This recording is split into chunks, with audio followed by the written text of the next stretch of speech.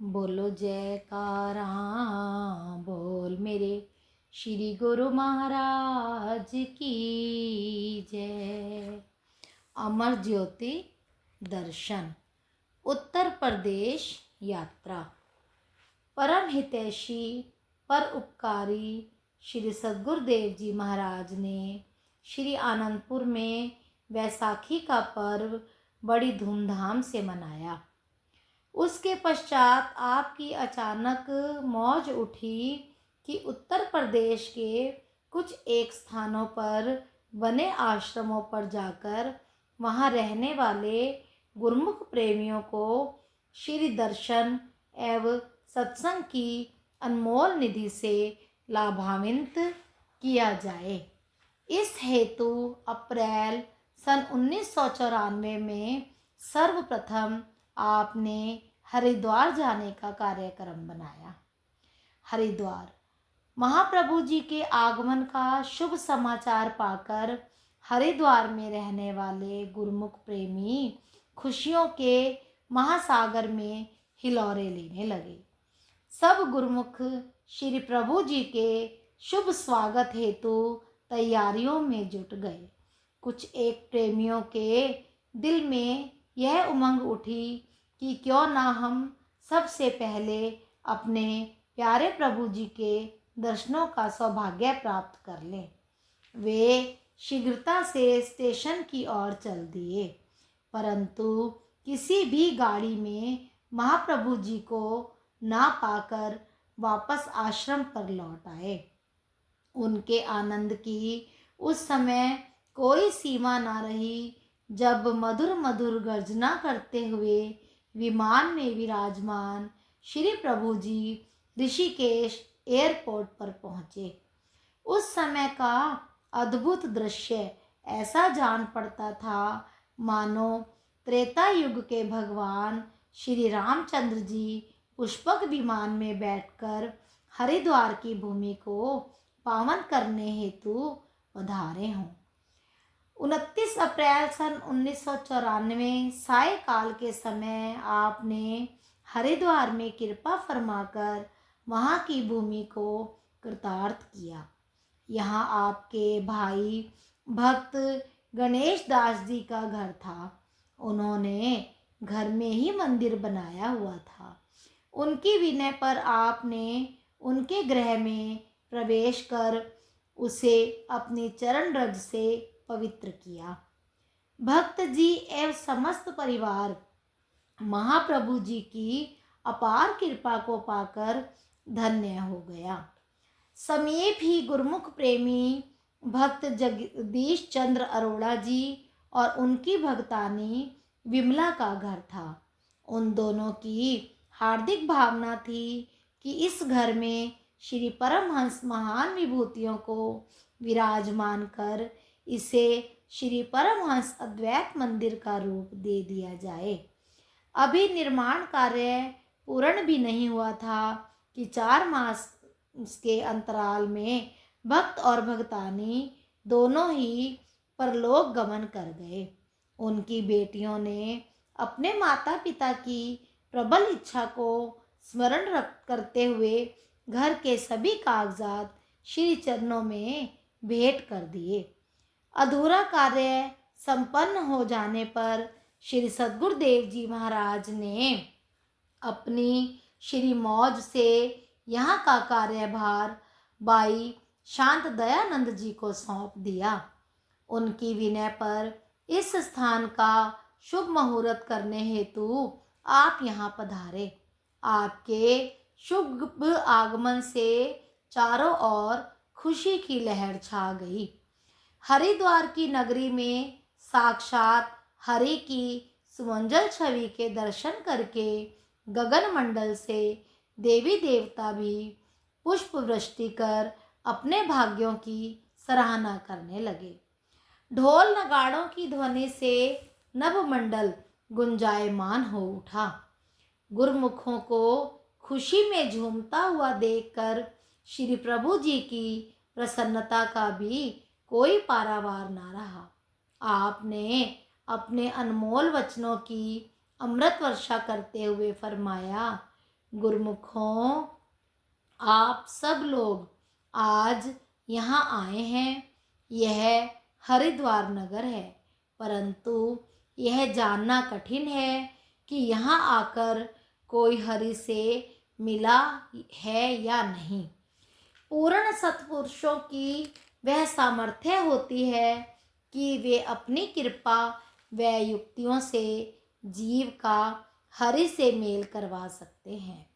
जिसने भी परमात्मा को पाया, उसे प्राप्त करने की इच्छा प्रकट की, उसकी यह इच्छा सतगुरु द्वारा ही पूर्ण हुई और हो सकती है।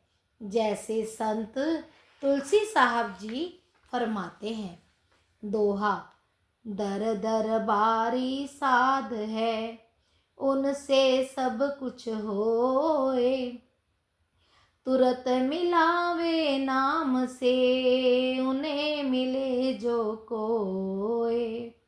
सत्पुरुषों के पास ही भक्ति धन के खजाने की चाबी हुआ करती है।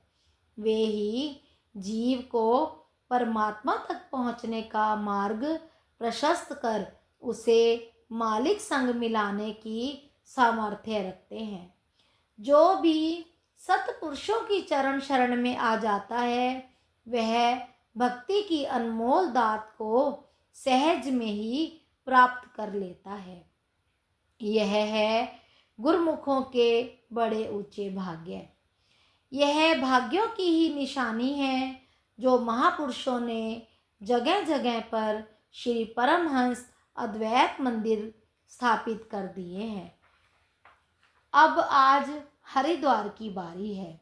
आप आज अति प्रसन्न होंगे कि यहाँ भी श्री आनंदपुर दरबार का आश्रम बन गया है।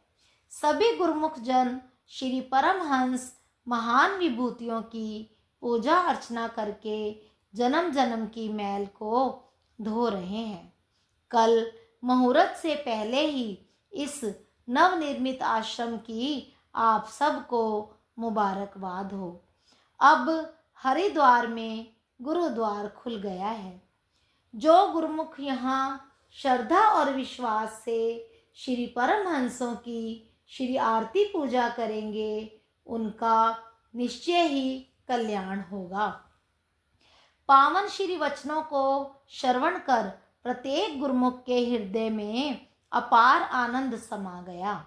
हर्षित होकर सब एक दूसरे को बधाइयाँ देते हुए सतगुरु महिमा के गीत गाने लगे और मुहूर्त की तैयारियां करने लगे। श्री मंदिर जी को पुष्प लड़ियों से खूब सजाया गया।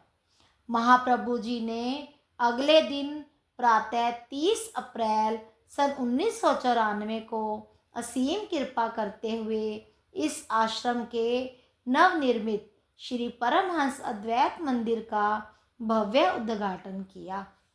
निज कर कमलों से श्री परमहंस महान विभूतियों की अति मनोहर प्रतिमाओं को दिव्य सिंहासन पर विराजमान किया। उन्हें हार व पीतांबर पहनाए, केसर का तिलक लगाया। श्रद्धा व प्रेम से श्री आरती पूजा का कार्यक्रम आरंभ हुआ। गुरु महिमा के भजन गाए गए। सब प्रेमी हर्ष विभोर हो रहे थे। तत्पश्चात आपने श्री वचन फरमाए। गुरुमुखों, आप सबकी सच्ची पुकार सुनकर मालिक ने असीम कृपा की है और गुरुमुख प्रेमियों के लिए यह शुभ अवसर व सहयोग बना दिया है कि यहाँ आकर भक्ति का सच्चा धन प्राप्त हो। उसके लिए श्री परमहंस अद्वैत मंदिर का निर्माण किया गया, जो कि परलोक का तोषा बख्शने वाला है। इसी का आज शुभ मुहूर्त हो रहा है। इस शुभ मुहूर्त की आप सब गुरुमुखों को लाखों लाख बधाई हो। ऐसा शुभ अवसर बड़े भाग्य वालों को नसीब होता है जो कि आपको मिल रहा है। दुनिया के पदार्थ, शान, शौकत, धन, परिवार, मान, सम्मान, संपदा तो सबको मिल सकती है, लेकिन संतों का संग किसी विरले विरले को प्राप्त होता है। यह हरिद्वार के निवासियों के लिए खुशी और आनंद का समागम है। उनको चाहिए कि वे अपने इस अवसर का पूरा पूरा लाभ उठाएं। उनका यह कर्तव्य बन जाता है कि वे अपने कल्याण के लिए यहाँ आकर अपनी आत्मा का सुधार करें, ताकि उन्हें आत्मिक आनंद मिल सके। यह कब हो सकता है? जब वे भक्ति मार्ग पर चलेंगे। यहाँ भक्ति और परमार्थ का केंद्र बन गया है। इससे बढ़कर दुनिया में और कोई वस्तु नहीं है। विचार करो कि नाम और भक्ति की कमाई करके जिसको अपने मालिक मिल जाएं, तो इससे बढ़कर और क्या खुशी हो सकती है। इसीलिए सभी गुरुमुख नित्य प्रति श्री आरती पूजा करके अपने जीवन को धन्य बनाएं और अपना लोक व परलोक सुहेला कर लें। श्री दर्शनों का ऐसा पावन और सुदुर्लभ सहयोग पाकर संगत कृत्य कृत्य हो गई और श्री सद्गुरुदेव जी महाराज के गुना अनुवाद गाते हुए अपने भाग्य मनाने लगी। इसी समय कुछ साधु जन भी श्री दर्शन हेतु आए। आपने उन्हें पूछा, आप कहाँ रहते हो? उन्होंने विनय की, प्रभु हरिद्वार में ही एक आश्रम में रहते हैं। आपने पूछा, हरि का द्वार देखा है? साधुओं ने विनय की, हरि का द्वार तो नहीं देखा, पर आज ऐसा अनुभव हो रहा है जैसे साक्षात हरि का ही दर्शन कर रहे हैं। जीवन के संपूर्ण पुण्य का फल प्राप्त कर जीवन धन्य हो गया। श्री वचन हुए, पूर्ण संतों का दर्शन ही हरि का दर्शन है। कहा भी है, दोहा, अलख पुरुष की आरसी साधु ही की देह, लखा जो चाहे अलख को इन्हीं में लख ले। अगले दिन प्रातः महाप्रभु जी महानदी गंगा के पावन तट पर पहुँचे। सेवकों की विनय पर आपने गंगा में चरण स्पर्श किए। गंगा भी साक्षात हरि का स्पर्श पाकर धन्य हो गई और अपने भाग्यों की सराहना करने लगी। सेवकों ने चरणोदक पान कर श्री आज्ञा से गंगा में स्नान किया। हरिद्वार को पावन श्री चरण रज से कृतार्थ कर आपने सेवकों व संत समाज सहित देहरादून की ओर प्रस्थान किया। देहरादून के मार्ग में चलते चलते एक घना वन आया। श्री प्रभु जी ने कार रुकवाई और सेवकों से फल की टोकरी मंगवाई। उसी समय ना जाने कहाँ से वानर समूह वहां आकर एकत्रित हो गया, मानो उन्हें भी अपने इष्ट देव के आगमन की पूर्व सूचना का आभास हो गया था। घट घट की जानने हारे श्री सद्गुरुदेव जी महाराज ने निज कर कमलों से सबको प्रसाद दिया। वे वानर भी प्रसाद ग्रहण कर किलकारियां मारते, उछलते कूदते एवं नाचते हुए अपनी प्रसन्नता को प्रकट करने लगे। पूर्ण पार ब्रह्म महापुरुषों का हर युग में अपनी रूहों से आत्मिक संबंध हुआ करता है। उसी संबंध व नाते को निभाने हेतु वे सारी लीला रचाते हैं। वानरों को श्री दर्शन से कृतार्थ कर आप देहरादून आश्रम में पधारे तो वहाँ ढोल नगाड़े और खुशियों की शहनाइयाँ गूंज उठी। महाप्रभु जी ने प्रत्येक सत्संग आश्रम पर कृपा बरसाते हुए प्रेमियों को श्री दर्शन व पावन वचनों की अमोलक दात से निहाल कर दिया। श्री वचन हुए, देहरादून में रहते हो, इसका मतलब समझते हो? देहरादून अर्थात मानव जन्म की देह से दुगना लाभ उठाओ। तो क्या यह भी जानते हो कि यह देह किस लिए मिली है और इस देह से कौन सा काम करना है? यह नश्वर काया तुझे अपनी आत्मा को परमात्मा से मिलाने के लिए मिली है। तू देह नहीं है बल्कि आत्मा है। अपनी आत्मा को परमात्मा से मिलाना ही तेरा असली काम है।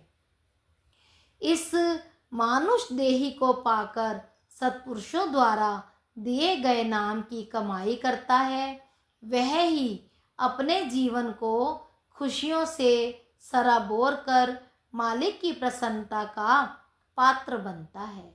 सत्पुरुषों की संगति में आकर यदि नाम में चित लगाओगे तो लोक परलोक सुहेला कर मालिक की दरगाह में उज्जवल मुख होकर जाओगे। देहरादून वाले प्रेमियों पर अपना असीम प्यार लुटाते हुए आपने थोड़ी देर के लिए छुटमुलपुर कृपा फरमाकर वहाँ की संगत को कृतार्थ किया। यहाँ से श्री कार रुड़की की ओर रवाना हो गई। रुड़की की संगत ने सड़क पर आकर बहुत ही विनम्र भाव से प्रार्थना की कि प्रभु, रुड़की तो श्री दर्शनों के बिना रुड़ रही है, डूब रही है। कृपया करके इसे भी अपने पावन श्री दर्शनों का अवलंबन प्रदान कीजिए। महाप्रभु जी ने उनकी प्रार्थना को स्वीकार कर फरमाया कि रुड़की पर अवश्य कृपा होगी। यह रुड़ने से तभी बच सकती है जब गुरुमुख निरंतर गुरु दरबार के नियमों की पालना करते रहेंगे। गुरुमुखों ने प्रेम से जय घोष किया और श्रीकार के आगे नाचने व झूमने लगे। माखन से भी कोमल चित्त वाले श्री प्रभु जी ने रुड़की को अपनी पावन चरण रज से निहाल कर दिया। रुड़की वालों का भाग्य सितारा चमका दिया। श्री आनंदपुर के सम्राट को अपने समीप पाकर उनके घर आंगन सभी और बहार ही बहार छा गई। अपनी असीम करुणा बरसाते हुए आपने जन जन को उसमें मंजन करवा सच्ची खुशियों से सराबोर कर दिया। बोलो जयकारा बोल मेरे श्री गुरु महाराज की जय।